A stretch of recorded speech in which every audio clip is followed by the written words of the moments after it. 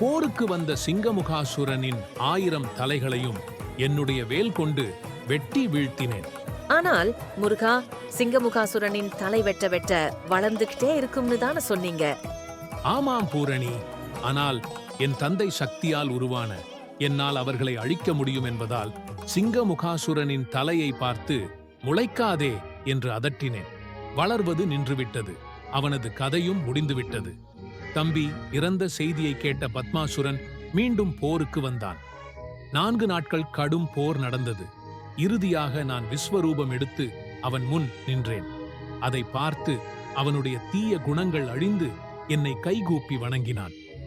மீண்டும் நான் பழைய சிறுவன் உருவத்திற்கு வந்தவுடன் அவனுக்குள் தீய எண்ணங்கள் வந்தது.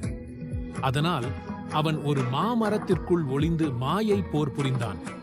நான் என்னுடைய வேலால் மரத்தை 2ஆக பிளந்து ஒரு பகுதியை மயிலாகவும் மற்றொரு பகுதியை. அசுரனின் மற்றொரு பாதி என்னவாக மாற்றப்பட்டிருக்கும்? தெரிஞ்சவங்க கமெண்ட் பண்ணுங்க.